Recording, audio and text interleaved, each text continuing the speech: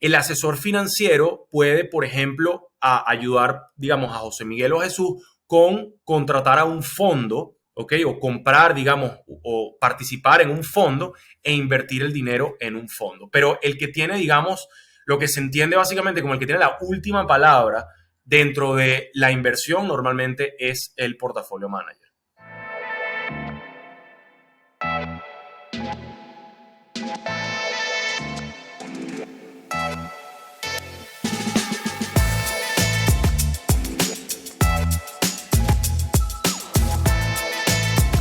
Buenas, buenas, queridos amigos. Bienvenidos a un nuevo capítulo de Tertulia y Dinero, un podcast en donde tres profesionales apasionados por el mundo de los negocios conversan de manera casual acerca de temas de finanzas, economía e inversiones.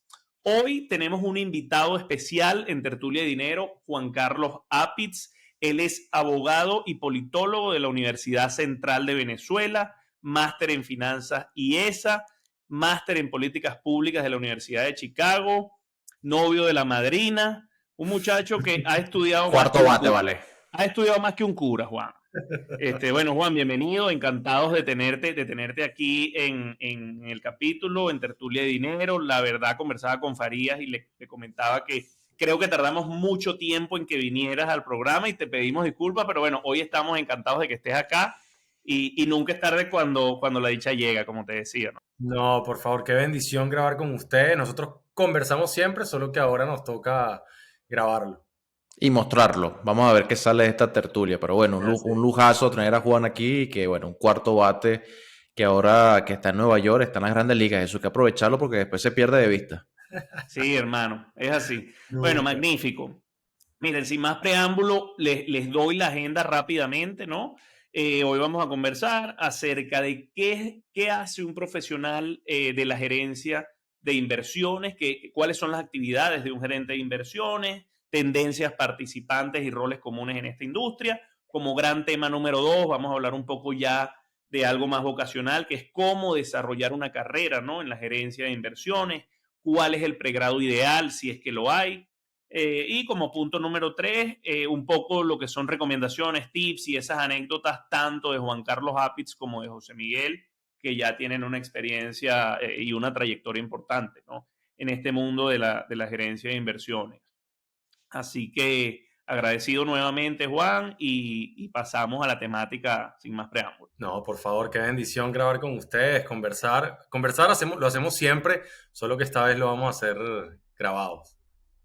Así es, así es. Entonces, bueno, Juan, en primer lugar, ¿qué hace un gerente de inversiones? Digamos, ¿cuáles son las actividades de un gerente de inversiones o a grosso modo, cómo tú lo describirías en comparación? Porque al final suena ambiguo, ¿no? Alguien que no tiene quizás un background financiero o que no entiende de lo que se hace o de lo que invierte en el mercado de capitales puede pensar que gerencia de inversiones es cualquier cosa. Entonces, lo que queremos es que tú un poco nos aterrices ese concepto.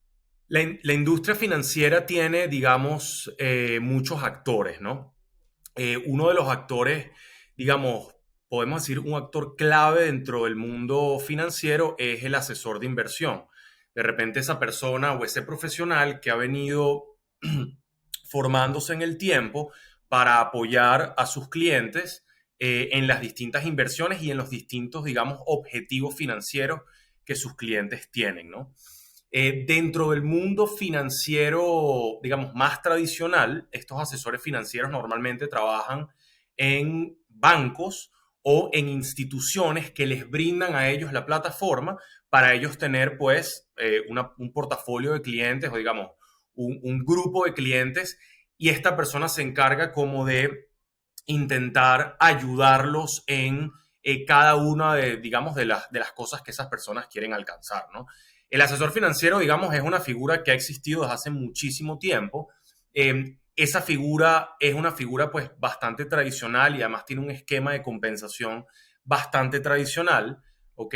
Y más recientemente, digamos, han aparecido distintas maneras de invertir que básicamente pues le han permitido a personas que quieran, digamos, gerenciar inversiones o, digamos, manejar sus propias inversiones, hacer lo que un asesor de inversiones haría por ti, ¿no? Esa Ok. figura sigue existiendo y va a seguir existiendo por mucho tiempo, porque además hay muy buena evidencia de que aquellas personas que se ayudan de un asesor de inversiones, pues tienen de alguna manera una aproximación un poco más profesional a sus inversiones. Dentro del mismo, y ya para también hablar de los otros actores, dentro del mismo mundo financiero hay otras personas que, por ejemplo, invierten dinero ya no, digamos, para clientes o para personas naturales, digamos, para un Jesús o para un José Miguel o como para un Juan Carlos, sino personas que se encargan de invertir el dinero para instituciones que también tienen, digamos, objetivos financieros, ¿no? Te pongo el ejemplo de... Como hacer ubicación, digamos, de fondos no sé, excedentes de liquidez de un banco, de la tesorería de un banco, algo por el estilo. Exactamente, ese es un perfecto ejemplo. Otro ejemplo puede ser, por ejemplo, una aseguradora que maneja, digamos, un capital grande por el negocio, digamos, de los seguros, y ese Ajá. capital está invertido en unos determinados activos, y estos, digamos, estos vehículos de inversión institucional, digamos, están regulados y tienen, digamos, el objetivo de apoyar esas instituciones en sus objetivos. Lo bueno de esto, y creo que esta es la idea central de la gerencia de inversiones.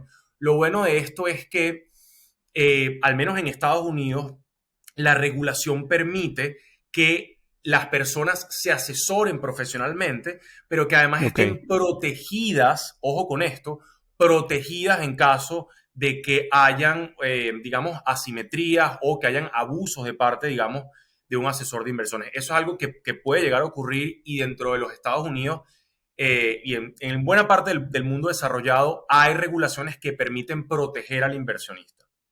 Claro, tiene, digamos, me respondiste la pregunta justo antes de que yo te la hiciera, ¿no? Pero la venía pensando, un asesor de inversiones o un gerente de inversiones, al tener mucho más know-how y conocer como que más a detalle el comportamiento de esos instrumentos, bien podría, digamos, vender o llevar por un camino a un inversionista o en este caso a una persona que tiene, digamos, fondos hacia un camino en el cual para él quizás es beneficiosa, y no sé si aquí estoy tocando temas éticos, quizás del CFA, incluso nivel uno ya bueno, vamos a conversar más sobre eso, pero esa pregunta venía a mi cabeza y bueno, por supuesto la respondiste antes. Se me generó otra duda con eso. La gente comúnmente confunde lo que es un broker con lo que es un gerente de inversión, con lo que es un trader, con lo que es incluso, entiendo, y tú me lo aclararás más, que hay roles en esta industria asociados mucho más como al lobby, como al acercamiento hacia el cliente, que no necesariamente tienen esa expertise en lo financiero, en los asset class. ¿Es Sí, así? es correcto. Yo toco la figura del asesor financiero porque, digamos, inicialmente era como el intermediario tradicional de una persona que quería invertir. Lo que nosotros vemos ahora en el mundo financiero de que la gente puede invertir directamente su dinero o de que, por ejemplo, tú te metes en una aplicación e inviertes, digamos, en la bolsa de valores, eso es algo muy reciente. Lo que ha venido pasando, digamos, desde hace mucho tiempo, es que las personas se asesoran con un profesional. Ahora, estas personas que tú estás mencionando son, digamos, caras probablemente de un mismo fenómeno, son como distintas partes del elefante, ¿no? Si tú, por Ok. ejemplo, vas a un fondo de inversiones, un fondo tradicional de inversiones, tú vas a encontrar a un trader o a un grupo de traders. El trader normalmente no toma la decisión de inversión. El trader tiene además un mandato dentro del fondo que es la mejor ejecución, ¿ok? Que significa básicamente que esa persona reciba el mejor precio o el precio más atractivo por un determinado instrumento financiero. Y en el caso, por ejemplo, de un fondo que maneja renta fija, bonos o lo que sea, el trader puede ser, digamos, contraparte con otra persona que se encarga de la ejecución. Dentro del área Perfecto. de quién piensa en las inversiones, quién de alguna manera arma el portafolio, eso lo hace básicamente un gestor de portafolio o un portafolio manager. Ya para cerrar esta idea, el asesor financiero puede, por ejemplo, ayudar, digamos, a José Miguel o Jesús con contratar a un fondo ¿ok? O comprar, digamos, o participar en un fondo e invertir el dinero en un fondo. Pero el que tiene, digamos, lo que se entiende básicamente como el que tiene la última palabra dentro de la inversión normalmente es el portafolio manager. Una pregunta, Juan. Perfecto. ¿Qué tan arraigado está en la sociedad norteamericana, en la estadounidense, el entendimiento de la importancia de la figura de la industria de la gerencia de inversión? O sea, ¿qué tanto sabe el norteamericano promedio? Yo he visto algunos números, por ejemplo, también porque aquí los sistemas de pensiones están bien arraigados también en el sistema mental de la gente. Entonces, Sí. mucha gente invierte de manera directa o indirecta en la bolsa con el 401k o con el IRA, con el Roth, etcétera. Pero, ¿qué tan fuerte ves el entendimiento, lo que significa la industria de investment management en Norteamérica en comparación con, por ejemplo, Venezuela? Tú que tienes esas dos experiencias. Bueno, el mundo, digamos, el mundo de Hollywood siempre ha puesto, digamos, ahí sobre la conversación lo que es Wall Street, ¿no? Y toda la avaricia que hay alrededor de Wall Street, que básicamente es esa famosa calle aquí en Nueva York donde se ubica, era básicamente un lugar físico donde los brokers transaban esos instrumentos. El broker, ya que Jesús lo había mencionado, el broker era la persona que básicamente intermediaba, ¿no? O sea, que se encargaba de la compra y la venta, digamos, de pegar las puntas, ¿no? Eso ya no existe porque ahora eso todo ocurre de manera virtual o de manera, digamos, digital, ¿no? En el caso de los Estados Unidos es bastante claro lo arraigado que está hasta el punto que la propia regulación incentiva que las personas ahorren e inviertan, ¿no?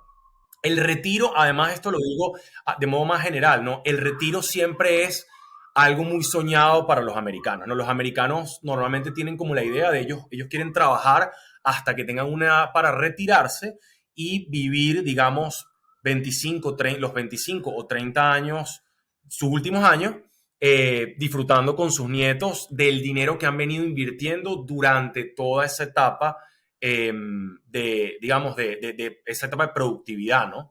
En parte eso es el sueño americano. El sueño americano es producir lo suficiente para comprarte una casa, digamos, que la vas pagando al tiempo que vas invirtiendo en un plan de retiro, eso que José Miguel mencionó, que es el 401k, que normalmente es un plan de retiro atado a tu empleador, ¿no? Entonces el empleador pone una parte del dinero en tu ahorro y tú pones una parte también de tu dinero en el ahorro, de manera que además no está pechado por el fisco año a año ese dinero, sino que se espera hasta el final del retiro para ser pechado, cosa que es interesante porque te permite a ti invertir prácticamente toda tu vida sin tener que estar retirando dinero y básicamente ese dinero hace pues la magia del interés compuesto. No, exacto. Eso te iba a decir, que hay un tema matemático ahí en el cual Claro. ese compounding, ese interés compuesto va creciendo antes del retiro de los impuestos y bueno, por ende tiende a crecer en mayores proporciones en la medida que va pasando el tiempo, ¿no? Buenísimo. Hablamos de las tendencias, los participantes, los roles comunes dentro de la industria de gerencia de inversiones. Ahora un poco y más, digamos, aterrizado más a lo aspiracional, porque esto tiene mucho que ver y es algo que nos van a Claro. preguntarse. O sea, si no lo tocamos en este programa, nos van a poner a hacer un segundo programa con Juan Carlos Apitz para hablar del tema carrera. ¿Cómo desarrolla uno una carrera en la gerencia de inversiones? ¿Cuál es el pregrado ideal? José Miguel ha tenido más roles que un bonero, hermano. ¿Cómo se mueve a la gerencia de inversiones? Tú ves mi currículum y parece un Frankenstein. Ingeniero en petróleo, profesor de inglés, casa de bolsas, Halliburton, emprendedor. Emprendedor, consultor. Ahora, Sí. pero ahora pasaré el verano cerca de Juan Carlos en la locura de Nueva York. A ver qué tal nos va. Yo, Bueno.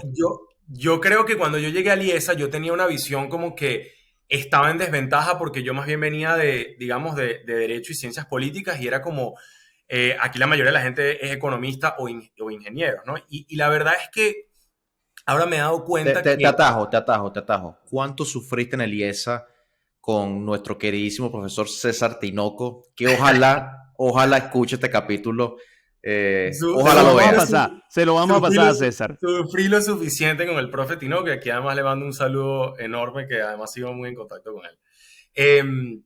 Pues la verdad es que aquí te das cuenta también que hay gente de muchos, de diversos backgrounds. O sea, no todo el mundo viene de ser economista o viene de haber estudiado ingeniería. La verdad es que finanzas es realmente una carrera multidisciplinaria, ¿ok? O sea, es básicamente una de esas industrias que paga muy bien el hecho de que tú puedas leer por largas horas, de que puedas escribir por largas horas, pero que también puedas sacar los números. Hay mucha gente que dice, yo no soy bueno para finanzas porque no soy bueno con los números. Lo cierto es que después de que tú pasas, digamos, lo básico, pues la aritmética básica de algo como finanzas, lo cierto es que ya no hay mucho más allá. O sea, no son las mates que ustedes vieron, por ejemplo, en ingeniería, no son, digamos, las complejidades que puedes encontrar, digamos, en ciencias puras. Entonces, lo cierto es que es muy multidisciplinario. ¿Y cuál es el pregrado ideal? Pues no lo hay porque son muy pocos los países que tienen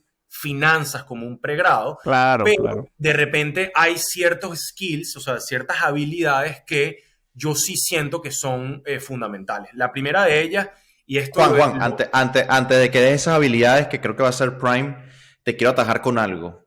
Tú y yo somos fan, y Jesús también, de Charlie Munger, que seguramente que avala mucho el pensamiento multidisciplinario.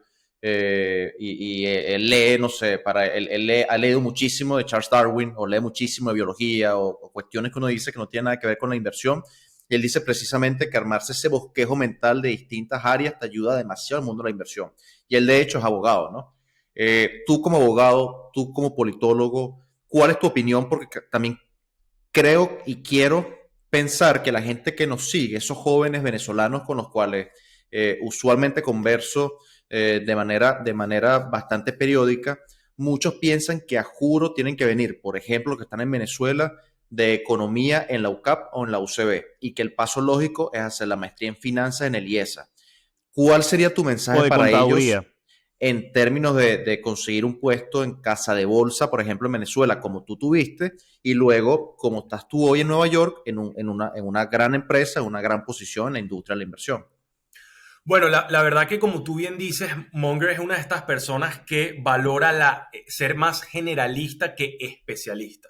Y la explicación que él da, además me encanta que lo hayas traído porque es una explicación muy buena, es que hay determinadas carreras donde ser un especialista paga muy bien y hay determinadas carreras donde ser un generalista paga muy bien. Y Munger dice, mira, si tú, por ejemplo, eres cirujano, si tú eres por ejemplo, cirujano de rodilla y te has especializado en rodilla, es muy probable que a ti te vaya muy bien.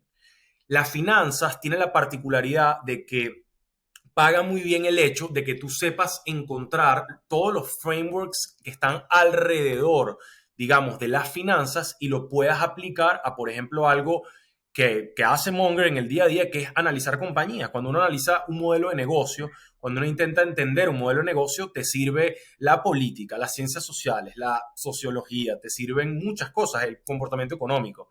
Entonces, creo que en este caso, esta industria es algo que se valora muy bien.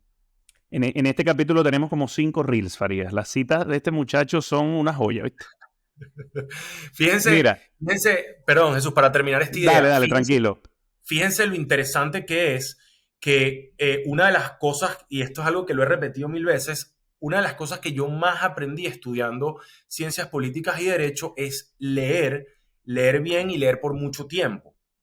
Y bueno, digamos, desarrollar cierto pensamiento analítico y además encontrarle disfrute a eso, probablemente sea una de las razones por las cuales yo disfrute tanto mi trabajo, digamos, de los mercados financieros. ¿Por qué? Bueno, porque hay que ser crítico, porque hay que leer mucho, porque hay que entender muchas cosas, porque hay que contraponer argumentos permanentemente.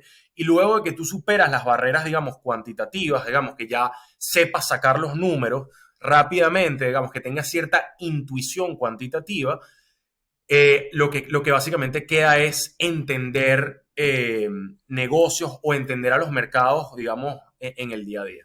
Que eso viene con la experiencia Magnífico. también, ¿cierto? O sea, viene con los años. Lo que hay que mantenerse es curioso intelectualmente y ser un autodidacta empedernido. Yo creo que esa es la clave para... Vamos a ver Exactamente. si me acuerdo de eso ahora en mi pasantía de verano, que me toca volver al 100%. ruedo. 100%. Ahora, magnífico, Juan.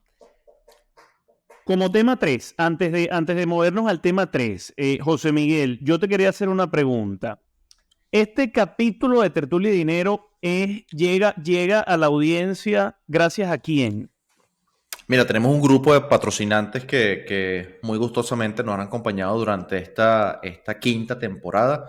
El primero es Venezuelan Cargo Brokers, que es una empresa de logística integral con más de 14 años de experiencia, presencia y cobertura en los principales puertos y aeropuertos de Venezuela y del mundo, ¿no? Actualmente son líderes en el mercado venezolano, movilizando más de 4.500 contenedores al año para los principales importadores del país. Si necesitan importar, exportar un contenedor y o carga aérea en cualquier origen o cualquier destino y a cualquier lugar y a cualquier destino, ya sea servicio, aduana, transporte terrestre, almacenes, Venezuela Cargo Brokers es la empresa referencial en Venezuela. Contáctelos para mayor información.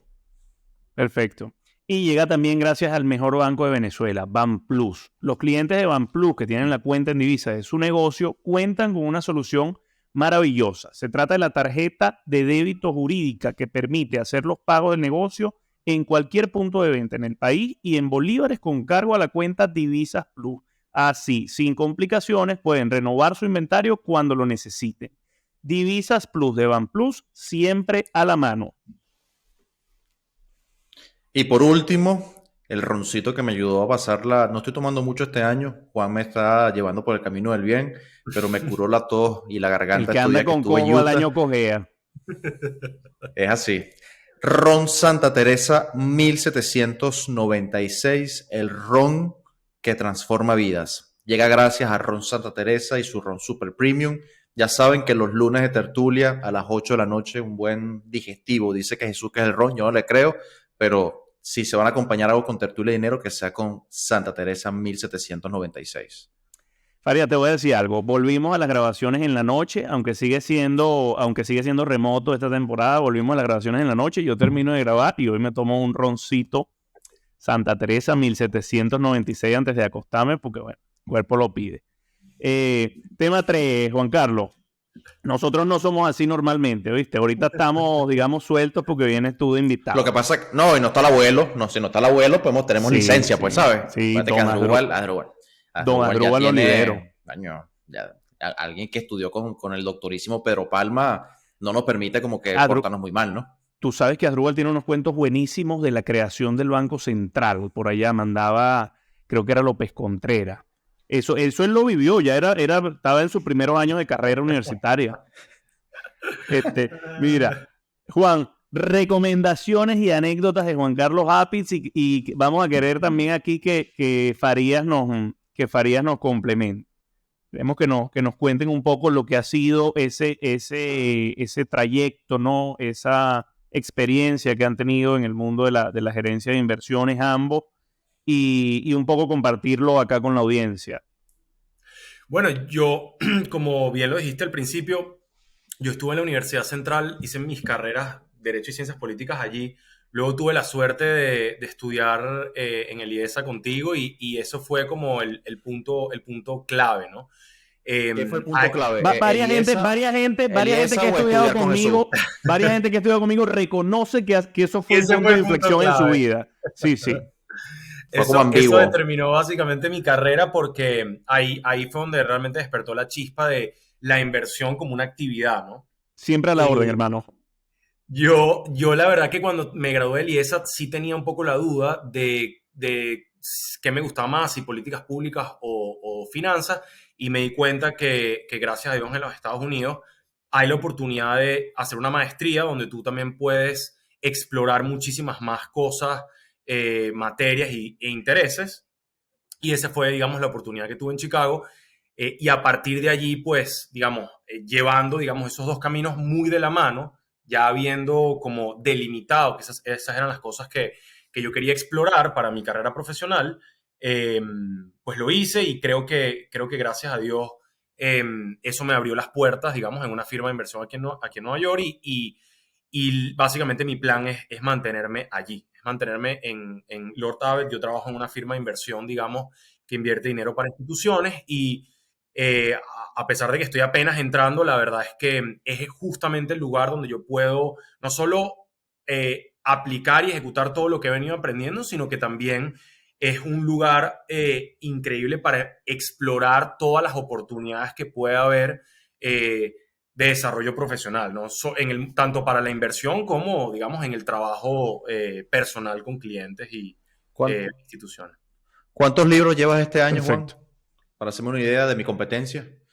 Eh, yo creo que estoy por los 15. Lo que pasa es que yo releo muchos libros, la verdad. Yo soy una persona que relee bastantes libros que ya había leído años anteriores. O sea que la cuenta de libros nuevos no es tan sorpresiva. Por ejemplo, el libro que voy a recomendar hoy de la píldora lo he leído ya 2 veces, el año pasado y este año, porque creo que la segunda vez a veces la disfruto mucho más, ¿no? Y me pasa, Es por así. ejemplo, con los libros de Taleb, que la segunda vez que los leo, la tercera me gustan más. Magnífico. Juan, una pregunta. Cuando tú te graduaste de pregrado, es decir, la carrera y el punto de tu carrera en donde estás hoy, ¿tú lo viste venir? ¿Tú trabajaste desde el inicio de tu pregrado para estar hoy, digamos, en gerencia de inversiones en donde estás? ¿O fue algo que, digamos, se fue mutando en la medida que la experiencia te iba diciendo, me gusta un poco más esto, me gusta un poco más esto, digamos, quiero, no sé, tener esta otra experiencia? Es una pregunta muy interesante y yo sé que muchas de las personas que nos están escuchando creen que uno planificó todo con demasiada anticipación y la verdad es que no. Yo he sido muy fiel a mis intereses, a mi curiosidad intelectual. O sea, yo básicamente entré en el IESA por una curiosidad intelectual que tenía, de hecho, por algo que me faltaba entender, que era el negocio del sector privado, porque yo además venía de un sector donde nunca desarrollé, digamos, visión de negocio. El IESA me lo dio y luego me enamoré, digamos, de las inversiones, de la inversión como una actividad. Eh, y ahorita básicamente también estoy siguiendo mi propia curiosidad y yo creo que ser fiel a la curiosidad también va generando el éxito. Y fíjate que aquí, Jesús, y con esto creo que me lleva un principio fundamental. Hay una diferencia muy importante entre tener un hobby y desarrollar una experticia. Eh, yo antes me di cuenta que, oye, me gusta mucho el derecho, además porque familiarmente tengo como, me gustaba mucho por mi papá y por la gente de mi familia que lo había estudiado, pero realmente me di cuenta que lo veía más como un hobby, no era básicamente algo que me quitaba el sueño. Y ciencias políticas, efectivamente también, la política en general es algo que me genera muchísimo interés, pero que sinceramente creo que no era algo que me mataba como para desvelarme. En el caso de lo que estoy haciendo ahora, sí es algo de lo cual yo podría perder el sueño. Y aquí es donde ya es experticia, ya es dedicarle mucho más tiempo, es dedicarle foco, es dedicarle inclusive sacrificios, ¿no? Fíjense, yo quedé muy enamorado de Chicago, me hubiese encantado trabajar en Chicago, pero bueno, la verdad es que es Nueva York, digamos, el lugar donde uno probablemente podría conseguir trabajo en finanzas. Entonces, creo que uno va haciendo sacrificios y la experticia, cuando uno decide definitivamente dedicarse a las finanzas, tiene que asumir esos sacrificios, que ya las cosas ya no son un hobby, sino que ya es tu, ¿sabes? Es muy temprano en la Es un mañana, muy estilo de tarde en la vida. noche. Exactamente. Una pregunta, Juan. Bueno, dos preguntas. Uno, ¿qué tanto te gusta vivir en Nueva York? Esto es para consumo personal. Y la segunda pregunta va a ir alineada con lo que conversamos en la clase de finanzas personales, donde fuiste mi primer invitado en esa clase introductoria, que hablaste de 8 principios, uno de los cuales ya recién hablaste, que era, puedo tener muchos hobbies, pero una sola experticia. Y me gustaría que tocaras uno que parece, si Asdrúbal estuviese aquí, diría que a él no le gusta la autoayuda, pero yo te escuché en la clase y me encantó la forma en la que lo dijiste, que es: el dinero no se pide, se agradece, más gratitud, menos ambición. Esa sería mi segunda pregunta y voy enlazando con los otros principios, pero primero lo primero, que estoy buscando ya apartamento para este verano. Bueno, yo la verdad que a mí me encanta Nueva York. Debo reconocer que no me gusta tanto como vivir en Caracas, porque no hay como vivir en tu país. Esa es la verdad. Totalmente, Donde sea 100%. que tú estés en el mundo, ser de tu Hey, país, buscar. cuando quieran podemos cambiar por un tiempito. Yo me voy para Nueva York o me voy para Washington y ustedes se vienen para acá. Y la cosa Creo no que es tan fácil. las cosas más positivas que tiene Nueva York, sin duda alguna, es que tú estás, digamos, en el centro de un centro financiero que te conecta con gente que está haciendo exactamente lo mismo que tú. Entonces, Eso creo que es el atractivo más grande que tiene la ciudad, ¿no? Si tú estás en finanzas o estás en una carrera, estás en la ciudad o en un lugar donde se está haciendo eso, pues evidentemente estás saliendo, estás interactuando con gente que está haciendo lo mismo que tú. Le pasará a la gente también en tecnología en Silicon Valley, le pasará, digamos, a la gente de las letras en Madrid o, digamos, en Ciudad de México. Esas cosas pasan y es espectacular, ¿no? Eso por el tema de Nueva York. En términos de dinero, yo creo que la gente que quiere dedicarse a finanzas normalmente ignora que estamos trabajando 24/7 con dinero. Y el dinero es una conversación difícil. Debo reconocer que uno de los intereses una de las cosas que más me interesó del mundo financiero es la relación que tiene la gente con el dinero, ¿no? O sea, siempre, y además viniendo del país que venimos, viniendo también de toda la dificultad y todas las necesidades que como venezolanos hemos atravesado, a veces hemos tenido creencias bastante limitantes acerca del dinero. Entonces, siempre estamos como enfocados, digamos, en todo aquello que nos falta y no aquellas cosas que tenemos y que también hay que agradecer. Y el dinero además es una de esas cosas que puede hacer tu vida pues miserable o Sí. puede hacer tu vida pues perfecta donde tú puedes perseguir tus intereses. Entonces, no es poca cosa, no es una conversación menor. Y cuando tú estás trabajando con dinero, estás tocando algo delicado en el otro. Entonces, creo que también es una habilidad. Aprender a conversar sobre dinero es una habilidad que debe desarrollarse y que también nos enfrenta inclusive a nuestras propias creencias respecto a la riqueza, ¿no? 100%. Y ojo, y que al final del día, cierro con esto, tiene mucho más que ver con psicología que con capacidad técnica, que Totalmente, con talento, totalmente. y es también lo maravilloso, ¿no? Del mundo de la finanza. Continúa, Faría, creo que ibas a ir por otro Sí, principio. tengo varias cosas en la mente. Una que Juan comentaba, que me parece que es un consejo brutal para las personas que escuchan este podcast. Y lo digo también con base, tú estuviste ayer como segundo invitado en la clase de finanzas personales de Finbi. Eh, yo hice una encuesta este fin de semana y 7 de 10 personas tuvieron la intención de enrolarse en el programa para aprender a invertir. Y una de las cosas que Juan mencionaba en la semana pasada, que estuvo durante su intervención en la clase, era de no invertir o que él no invertía en algo que no conociera. Quisiera, Juan, que Perfecto. hablaras un poquito más de ese detalle, porque el primer libro que yo leí fue el de Peter Lynch, One Up on Wall Street. Y el primer consejo que él da es: invierte en lo que conoces y conoce lo que tienes en tu cartera, no inviertas en cosas que no conozcas. O sea, todo va muy alineado con el Sí. conocimiento extremo de lo que tienes en cartera, porque si no sabes qué tienes en cartera, el día que suba o baje por una razón que no conoces, evidentemente no vas a saber qué hacer y evidentemente va a causarte un daño tremendo a tu patrimonio. Me gustaría saber tu opinión sobre ese tema, o sea, qué tan importante es conocer en dónde pones tu plata, entendiendo también que mucha gente a veces se deja llevar por cantos de sirena y mete dinero en X o Y sin ni siquiera hacer el debido due diligence y termina evidentemente en la mayoría de los casos perdiendo dinero. Bueno, hay gente que se forma años para gestionar riesgo. Eso, de hecho, es una industria, la industria de gestión de riesgo. Pero una de las cosas que yo he aprendido es que gestionar riesgo es algo que puede resumirse simplemente en unos principios básicos. Para algunas personas, esos principios básicos,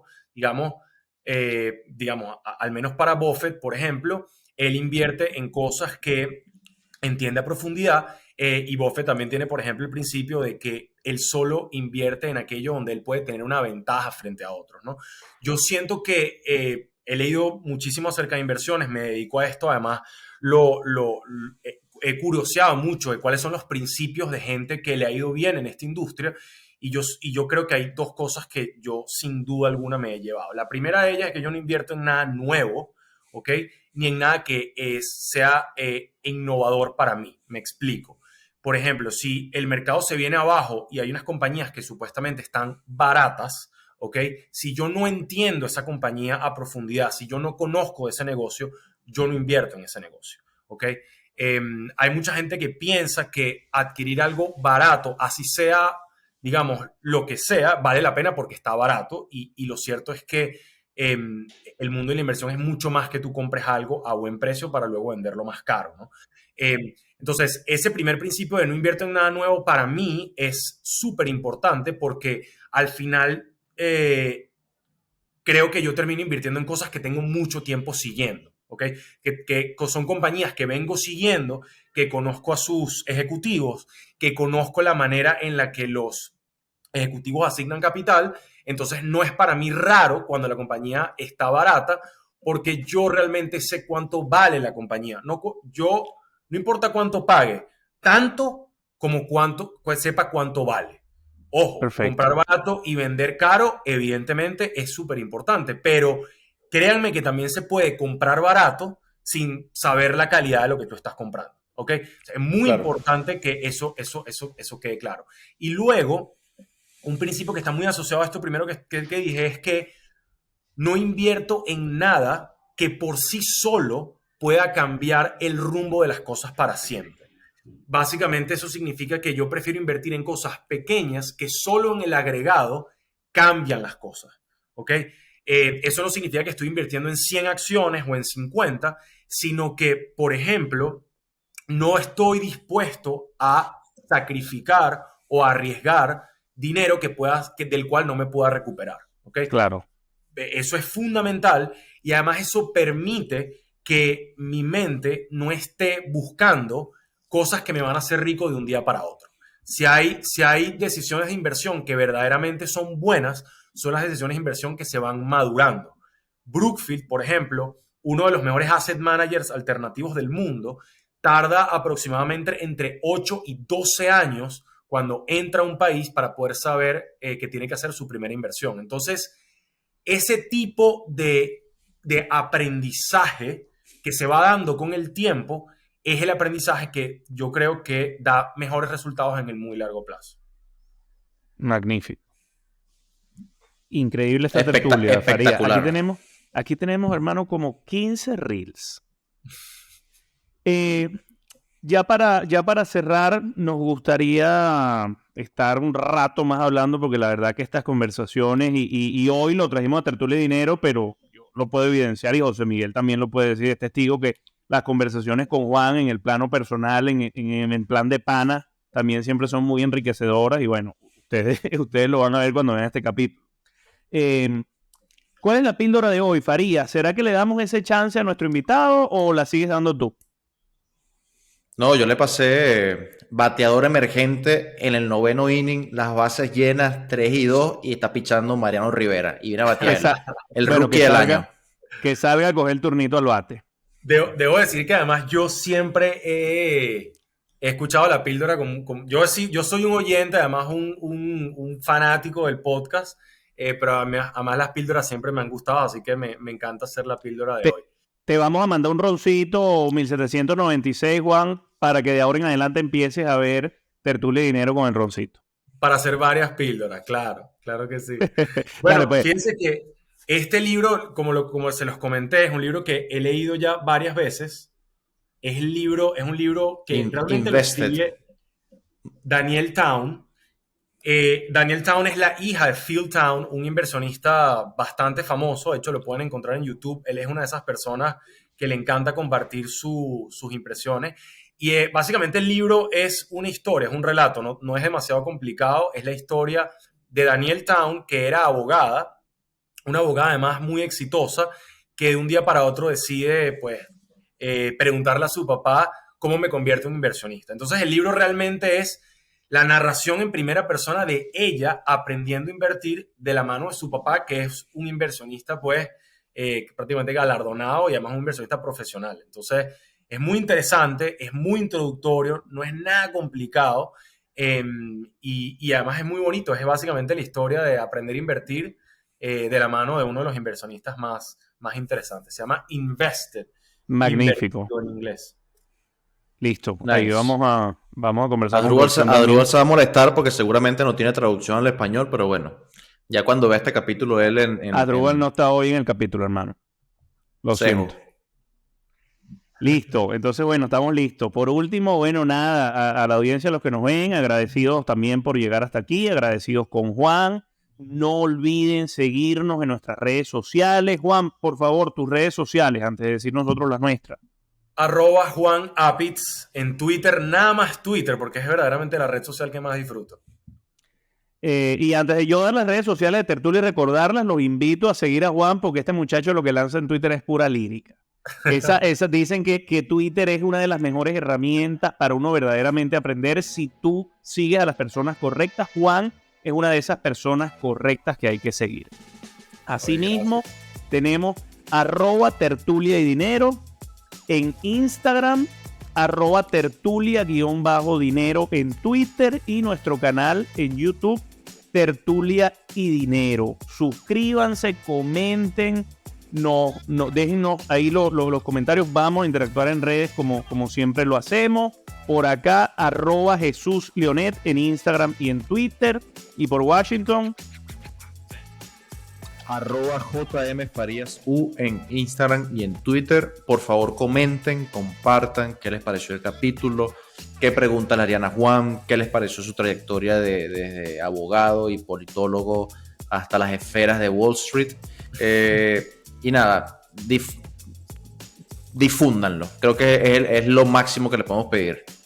es así. Seguimos en la carrera por los 100,000 suscriptores en YouTube, Farías. Pasé feliz a Druguita.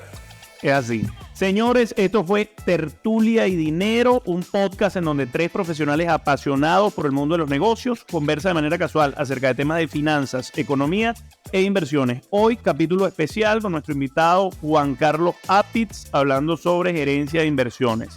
Agradecidos. Chau, chau. Chao, chao. Chao.